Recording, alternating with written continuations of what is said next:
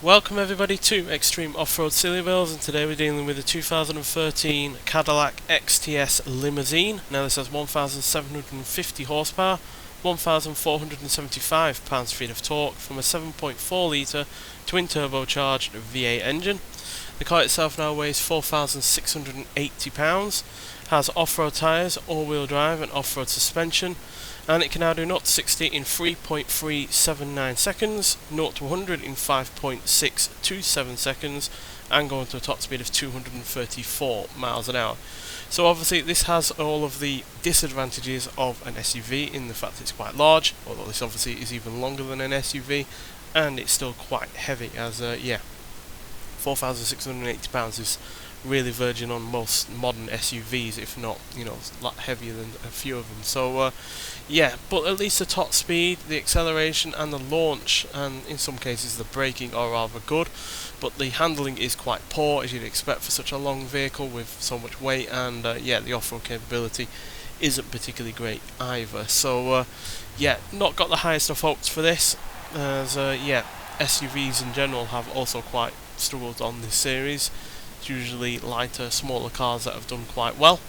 So this could go either way, to be honest. But it does have a lot of power to make up for its huge amount of weight and length, which might make up for it in some regards. But we've never had a vehicle this long on this series before, so it literally could go either way in this regard. As the bumps and the jumps are going to have an effect on the front car in a different manner to the rear car, because the speed will be different, angle of the car might be different, so there's that great of a distance between the two ends that the car could react in different kinds of ways, front and rear, depending on what we hit and where we are. So that's also something that we might well have to look out for, but for now it's doing okay.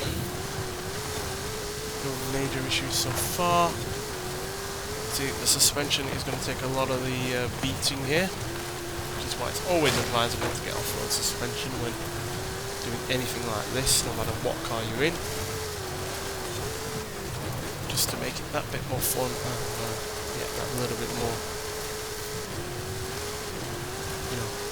pliable with the off-road conditions, because you don't want something like this bouncing around too much, given its length and weight. Had a bit of a crashing landing there, but not too heavy. It's just got to be the tighter corners and the tighter areas of the circuit where this is going to probably come undone, because obviously the longer a car is, the more difficult it typically is to manoeuvre. It's not an agile thing, this at all. Even in its stock form with only front wheel drive and only 300 horsepower was this just about manageable. You increase the speed, acceleration, and it's the capability of going quick round a corner, and you obviously really put that agility even more to the test. So but for now we are not struggling too badly. Although I am having to take some liberties with the course, just because of how large it actually is. Bouncing around, whoa, really bouncing around there. Kind of jinxed myself a little bit, because I said it was bouncing around and then it really bounced around, and then we were off the side of a cliff. So really not the easiest of things here.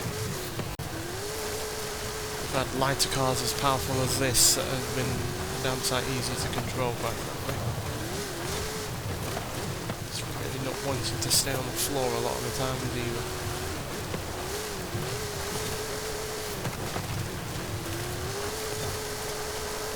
This section is where it's going to get a little bit trickier. It's quite tight and twisty.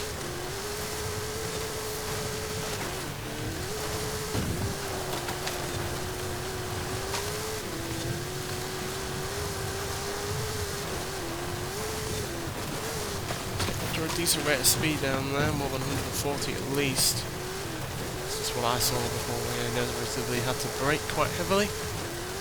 Right, final corner. Um, well, we're actually quicker than the super van from the previous episode, the Transit from Ford, but not by much, at 3 minutes 27.341. So yeah, that's still far from the fastest that we've had on this series, but it is quicker than a couple of off-road vehicles like the likes of the Porsche 911 Desert Flyer, which is obviously meant for going off-road by nearly just over a second in fact.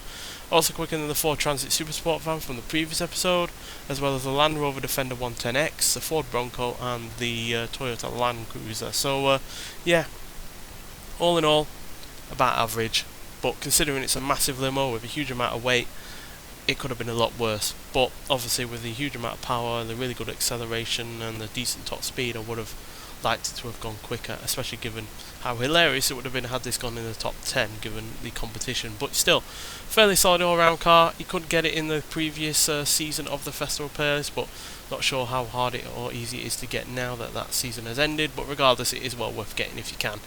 Nonetheless, so thank you for watching, and I'll see you in the next one. Bye.